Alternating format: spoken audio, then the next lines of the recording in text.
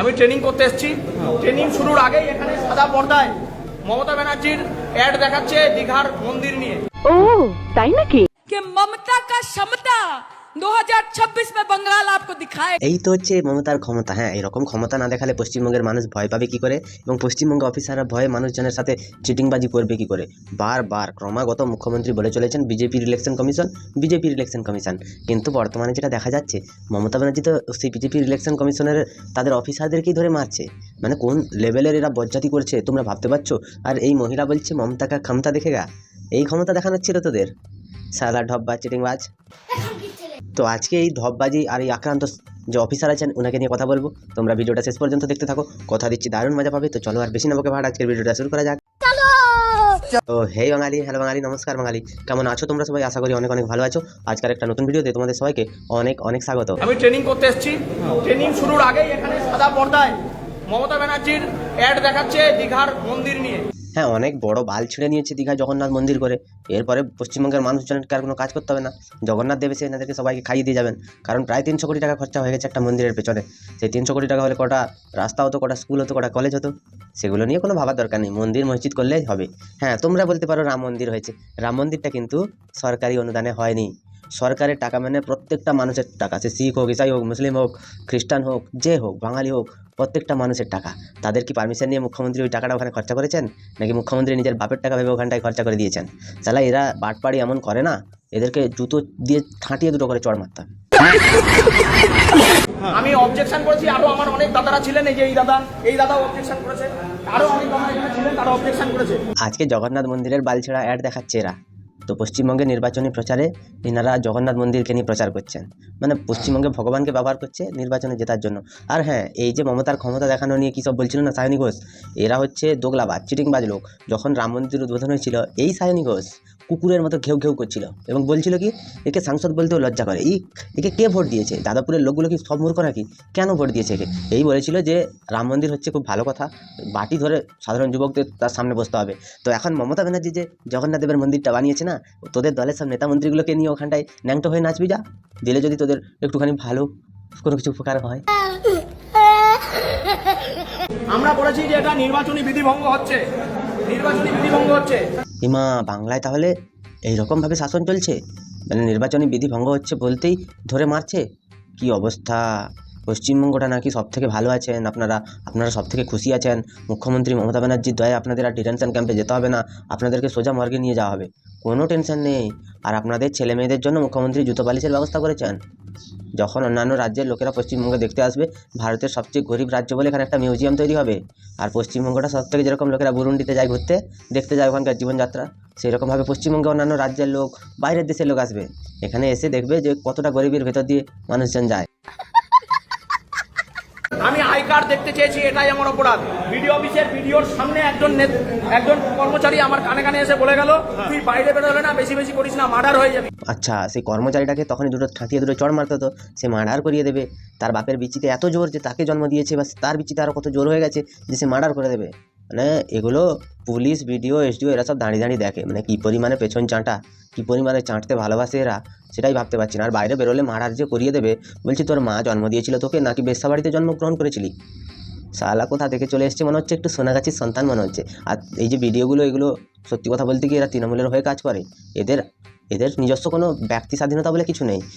যত সরকারি অফিসার হয়ে যাচ্ছে, যত সরকারি অফিসার আছে প্রত্যেকটা কিন্তু তৃণমূলের পাঁচাটা কুকুর বানিয়ে রেখেছে। আর এদেরকে দিয়ে মুখ্যমন্ত্রী মমতা ব্যানার্জি তার নিজের জীবন যৌবন জ্বালা সব মিটিয়ে নেয়। তোর কিন্তু মার্ডার হওয়ার সময় হয়ে গেছে।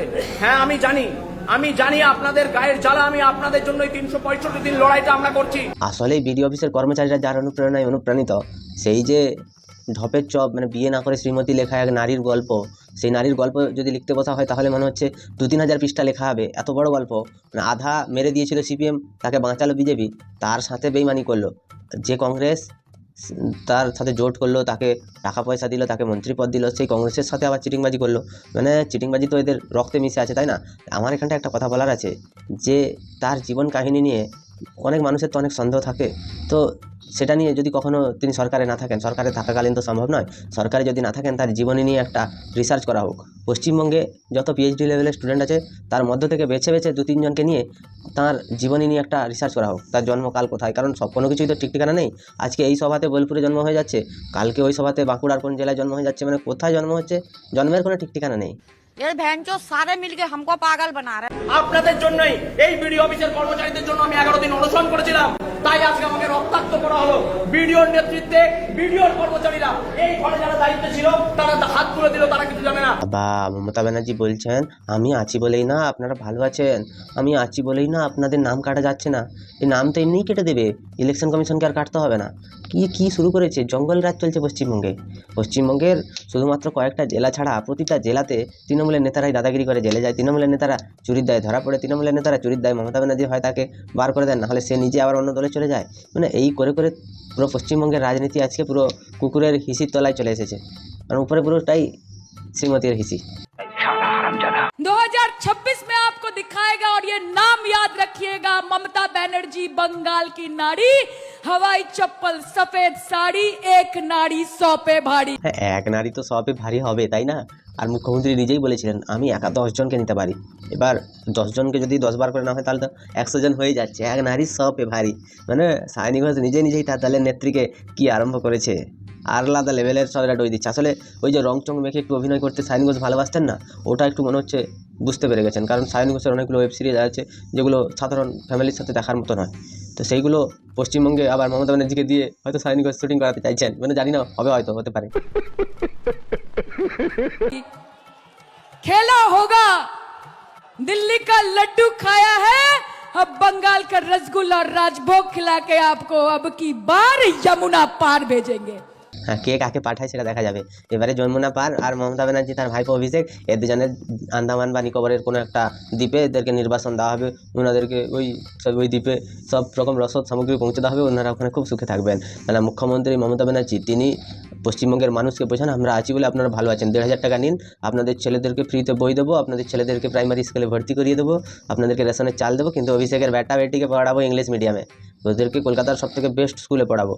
কোথায় তৃণমূলের যত নেতা মন্ত্রীরা আছে তাদের ছেলেমেয়েদেরকে বল না এসে গভর্নমেন্ট স্কুলে পড়তে, গভর্নমেন্ট ওই যে হসপিটালগুলো আছে যেগুলোতে তোদের স্বাস্থ্যসাথী কার্ড চলে ওগুলোতে চিকিৎসা করাতে বল না। বাংলায় কে ভালো আছে কে খারাপ আছে সেখানেই তো প্রমাণ পেয়ে যাবে মানুষ। মানে চিটিংবাজি জোচ্চুরি করতে করতে এরা কোন লেভেলে পৌঁছে গেছে সেটা কেউ বুঝতে পারবে না। মুখ্যমন্ত্রীকে বলুন না আমাদের যে পূর্ব মেদিনীপুরে স্পেশালিটি হসপিটালগুলো খুলেছে সেগুলোতে নিয়ে এসে চিকিৎসা করাতে, ওই মাথা ফেটে গেলে এসে স্কেমে, তো মাথা পা ভেঙে গেলে পিজি, এগুলোতে না গিয়ে বড়গুলোতে না গিয়ে স্পেশাল ট্রিটমেন্ট না নিয়ে একটা জেলার যে সুপার স্পেশালিটি হসপিটাল খুলেছেন ওখানে গিয়ে একটু চিকিৎসা নিন না, তাহলে ভাববো আপনি বাপ কি বেটি আছেন, না হলে আপনি বাপের বেটি নন, ওই যে বীরভূমে কারোর বেটি হবে হয়তো। তো তোমাদের কি মতামত তোমরা আমায় একটু কমেন্টে জানিও। যদি ভিডিওটা ভালো লাগে তাহলে লাইক করো, কমেন্ট করো, শেয়ার করো, সাবস্ক্রাইব করো, পাশে থাকা বেল আইকনটা প্রেস করিতে একদম ভুলবে না। ভাই ভালো থেকো, সুস্থ থেকো, সাবধানে থেকো, আর দেখতে থাকো বাংলার কোণে ঘর।